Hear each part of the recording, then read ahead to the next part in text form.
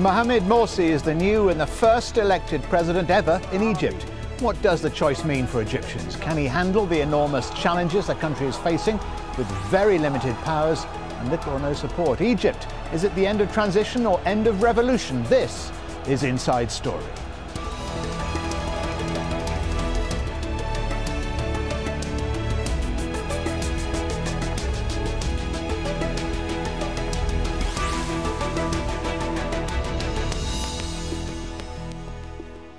Hello and welcome to Inside Story. I'm Stephen Cole.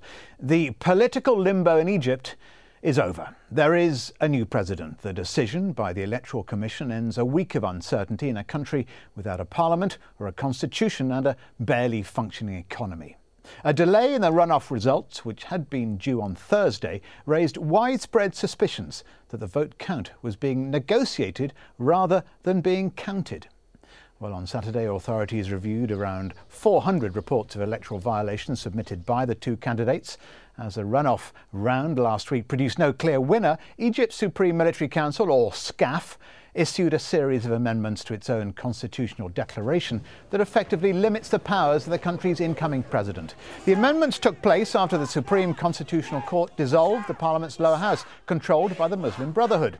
While both candidates claimed victory, their supporters are gathered in different areas of Cairo. Well, Mohammed Morsi, head of the Freedom and Justice Party, the political arm of the Muslim Brotherhood, calls for Egyptians to gather at Tahrir Square until the military revoked orders curbing the civilian-elected president's powers and reinstates parliament. His supporters include liberal groups and youth parties who decided to support him as the lesser of two evils, since they reject the return of the former regime's prime minister as a president. They claim Morsi will include all the revolutionary's political factions in his future government. On the other side, supporters of General Ahmed Shafiq gathered in Nasser City around the memorial of the unknown soldier. They claim their numbers are around 800,000. They don't only include supporters of Shafiq or the Supreme Military Council, but also the leftist parties who don't trust the Muslim Brotherhood and claim that Shafiq would be the lesser of the two evils. Well, after taking oath of office, the new president of Egypt will face a number of political, social and economic challenges. But the main issue is just how much power will a new president actually have. Just a couple of days before the runoff, the country's High Court ordered the dissolution of the Islamist-dominated parliament. Then, as the polls were closing, the generals who run the country issued an interim constitutional declaration granting themselves all legislative powers and at the same time reinforcing their role in drafting a permanent constitution. The document also exempted the military from civilian oversight. A day later, on June the 18th, the head of SCAF, Field Marshal Mohammed Hussein Tantawi, announced the re-establishment of a National Defence Council, putting the generals in charge of Egypt's national security policy. So, what can the new president achieve in view of the very limited powers that he enjoys? And is it the end of transition or the end of revolution? Well, to answer those and other questions, we're joined by our guests in Cairo, Waleed El-Haddad, spokesperson for Mohammed Morsi's presidential campaign and member of the Freedom and Justice Party's media team. And in London, Adel Darwish, political editor of the Middle East magazine and a political analyst. Thank you both, gentlemen, for joining us. First to Waleed El-Haddad in Cairo. Waleed, your reaction, one of joy, I suppose, but the hard question, is the new president a man who can heal the political and some religious divisions of the past 17 months? Firstly, thank you very much for giving me this opportunity to share with you and participate my feelings with our Egyptian people and all the people outside Egypt. Now we can say congratulations for the Egyptian people and for all the people of the revolution. The first president, the first post-revolution president for Egypt, Dr. Mohammed Morsi, has been announced. And now we are in the civilian state. And the short answer for the next period is a quick and orderly handover of all powers to the civilian authorities, to the authoritarian president who has been elected democratically. This is the best way to respond to the aspiration of Egyptian people. Now SCAF must quickly respond to people's will, and the demand for all protests in Tahrir Square and in different squares and for all Egyptian people. Dr. Mohammed Morsi now is the president for all Egyptians, not and will President Morsi be able to stand up to SCAF? Yeah, he is able, actually, because he have now the power and the authority, and now he is the legal president for Egypt. Is the point, Adel Darwish in London, is the fact the president has so limited powers a problem here?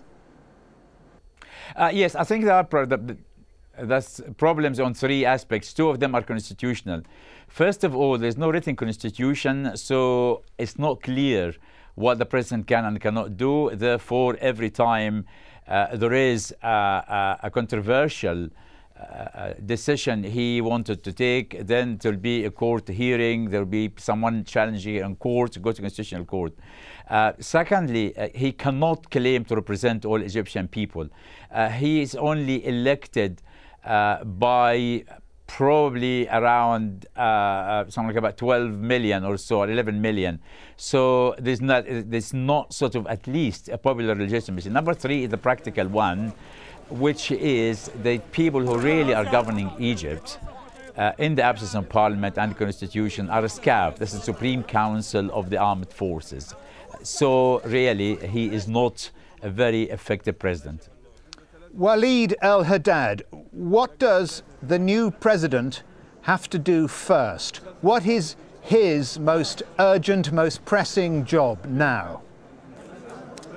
A quick response for and reaction for your guests' comments. I'd like to say that after the Commission's declaration that Dr. Mohammed Morsi is the new president for Egypt, so he is the president for all Egyptian people, not only for those 52% who elected Dr. Mohammed Morsi, but he is the president for all Egyptians. I'd like to say this very obviously, that the president is the president for all people. On the other hand, he is an effective man, and he is a politician. He is the president for the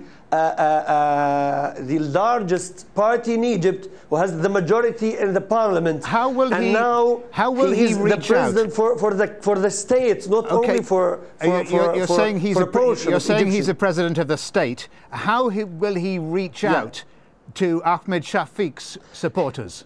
Yeah, now Dr. Mohammed Morsi will go directly to have a coalition from different political forces and from all the spectrum to form his government and his presidential council, and he will take into consideration that there is a portion of the Egyptian people who didn't elect him, and he must go forward to those people in order to share and participate them in the political scene, because we are not living in isolated system and isolated environment. We are all in the same country. We are under the same umbrella, which is Egypt, our country. So I think Dr. Mohammed Morsi, he's smart, and he will go directly to invite those people to share with him in his power and his authority. Despite that, Adel Darwish, the army is deeply suspicious of the Brotherhood. Do you think they can work together on any level? In the past, there is no really precedent of doing that. I mean, the immediate past, last year or so, when the Brotherhood said they're not going to file a candidate for presidency, they went back on their words. Their performance in Parliament was quite between laughable, comic, and hilarious. And they cannot be taken seriously on political level. In the past experience, which was 1954, although they helped Colonel Nasser in the military coup in 1952, and he helped them, again they welched back on the agreement when he did not offer them as many ministerial force at the vote, and they shot at him. They tried to assassinate him. So it's not a happy experience between the two. Is Morsi a wise politician and seasoned politician? Again, there's no experience. He has been underground. He's ideological, and there is no previous experience in forming a coalition or even contesting election the way we know it in the West. So I'm slightly sort of doubtful of at least an immediate workability between all parties. Waleed El-Haddad, has the delay in announcing the result given the military time to make sure the Brotherhood accepts its terms? And that was the reason for this hiatus, not to investigate the violations, but to give SCAF more time to work out an arrangement behind the scenes? Yeah, for Muslim Brotherhood and for Freedom and Justice Party, we announced before that we are in a peaceful revolution and we will not use any violation, because this is actually not actually in our experience. We are not using any violation for expressing our views. But I think SCAF and the commission, the Presidential Election Commission, they took their time in order to arrange something behind the scene. Behind the scene, I think, how to react with the people's will regarding different issue, rather than the announcement and declaration of the president. They have three other issues. The first one is how they will react with the constitutional declaration and the refusal from the streets. The other thing, how they will react with the parliament's dissolution, how they will deal with this problem, especially when they have the president. The last issue, how to react with the other people who didn't elect Dr. Mohammed Morsi. I think this is the arrangements of SCAF and Presidential Election Committee. It's not related to Muslim Brotherhood or Freedom and Justice Party. Also, it's not related all those issues, to the protesters in Tahrir Square. All those issues will be.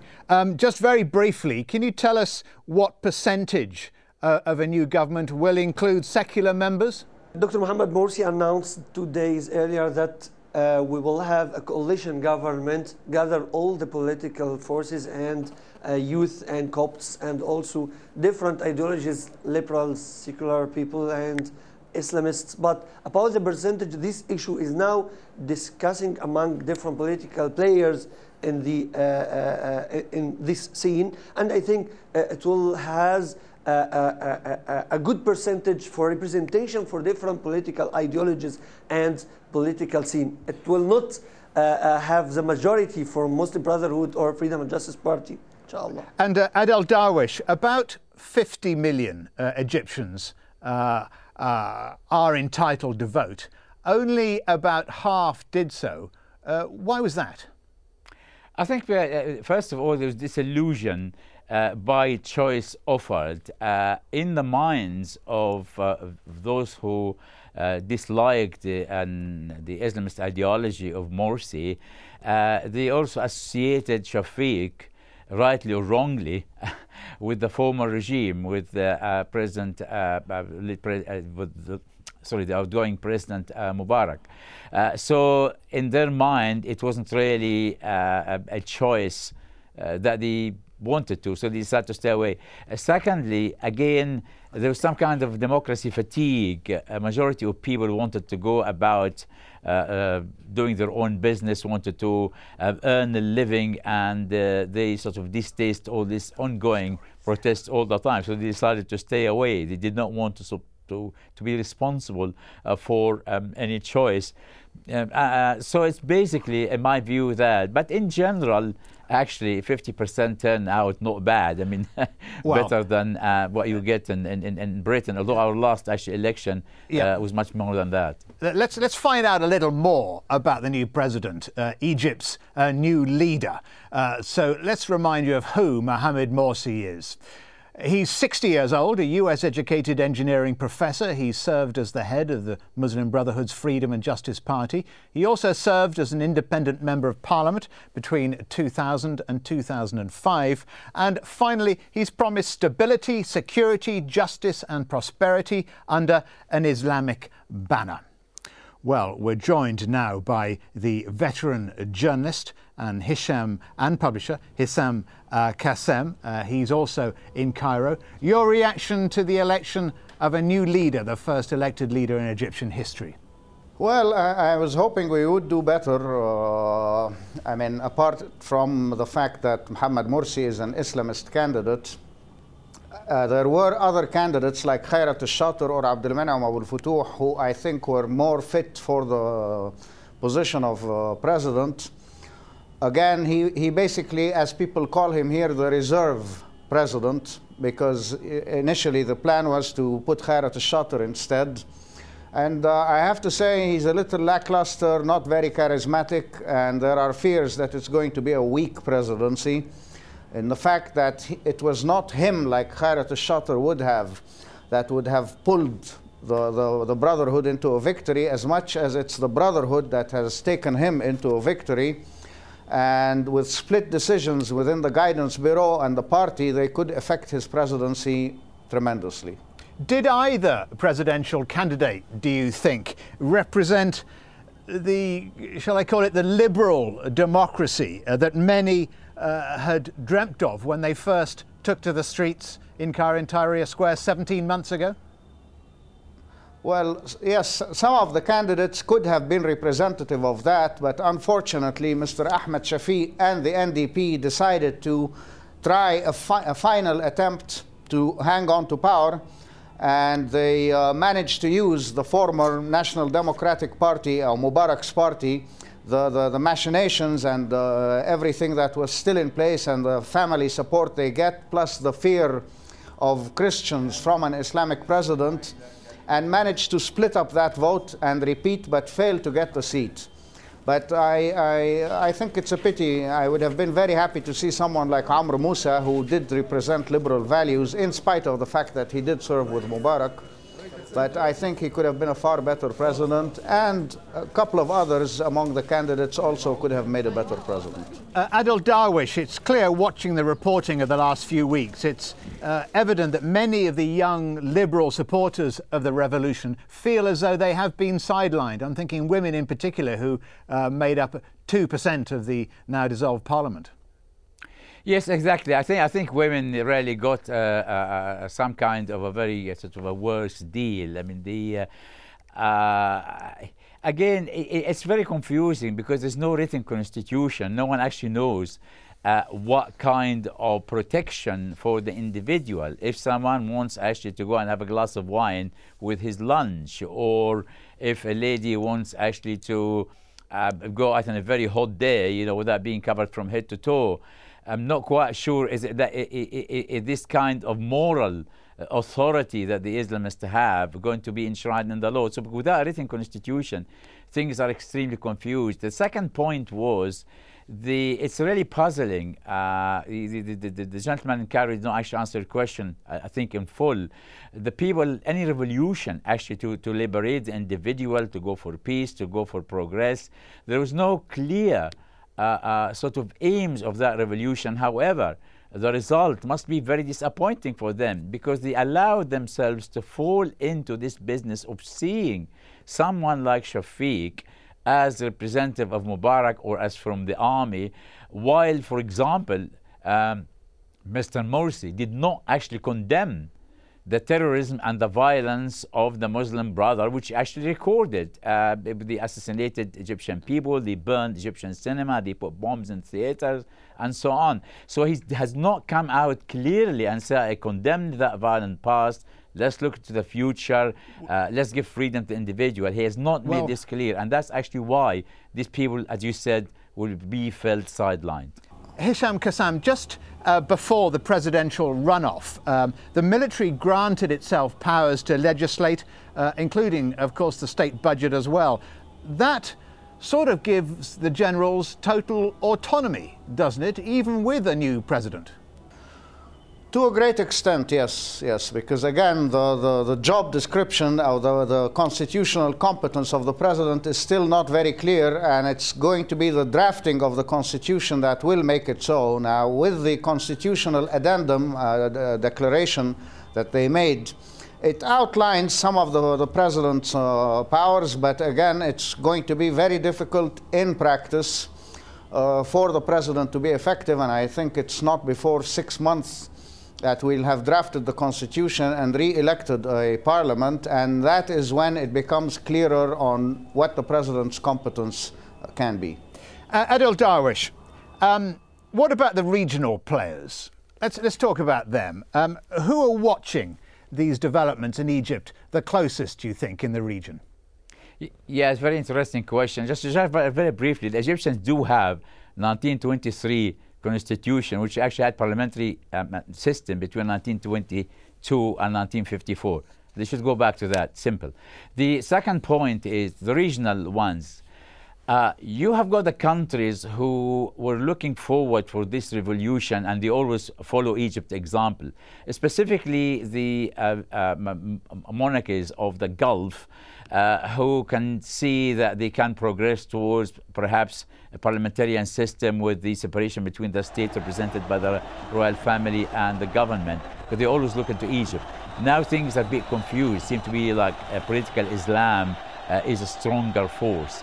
Second players, people like the Iran. Are the Iranians going to approach this new president there and the new emerging power on the sort of the platform of fighting Israel and fighting America? And you can see perhaps terrorist groups being coming under different banners. Thirdly, Israel. Now, there has been peace between Egypt and Israel for 40 years, which I calculated the other day, about $164 billion saved just from the Egyptian point of view by not going to war. And that has been quite sort of peaceful, and that led to peace with Jordan and Israel, between peace the Palestinians and the Israelis. What will happen to that? Will the Israelis start spending more money on military, especially on the Western Front with Egypt, which has been quite? Will Hamas get more support, even indirectly there, and the Israelis will have to build a wall along there? Then we have seen Libya. There have been jubilation jubilant scenes in Benghazi because there's a strong Islamist element there. Hisham Kassem, will the US greet the new president? Is he the man the Americans want to lead Egypt? The Americans will deal with anybody that comes to power. And if he's willing to play along and maintain their interests, they will be happy to give him all the support. We've seen a lot of going and coming between Brotherhood politicians and American politicians in the past few months. But if you allow me, I just want to comment on what Mr. Darwish and again what Mr. Haddad said. Nothing will change when it comes to regional security. The new president, whoever he was, will not have the final decision on regional security or the war decision. And that, I mean, the SCAF will retain a veto on anything to do with foreign policy. As Mr. Darwish rightly said, the figure he gave, I think, makes sense. 164 billion saved in 40 years of peace with Israel. That is sacred. That cannot be touched. If the Freedom and Justice president was to try and revoke the Camp David Accords, it's going to mean an arms race. That is unacceptable to SCAF or to the bulk of the population. Again, issues like the Nile Basin, the water problems where a war could erupt, again, SCAF will have their say in that. With Iran, if we start getting too close to Iran, we're going to antagonize the Gulf and the transatlantic at once. And again, it's not in our best interest that Iran acquires a nuclear weapon at any cost. The nuclear weapon is going to be directed against some very the big region issues. Yes. Indeed. So, Kassem, yeah. So, some major issues to be faced by the new president. Absolutely right. Egypt has its first democratically elected leader in its long history. For the new president, he faces a massive challenge, a set of them, both of reuniting Egypt and trying to rebuild a dismal economy without any control of the budget, and that's going to prove an uphill task. Thanks to all our guests, in Cairo, Waleed El-Haddad and Hisham Kassem, and in London, Adel Darwish. And thank you for joining us here on this edition of Inside Story. If you want to send us your feedback, email your thoughts to us at insidestory@aljazeera.net. Thanks again for watching. From me, Stephen Cole. Goodbye for now.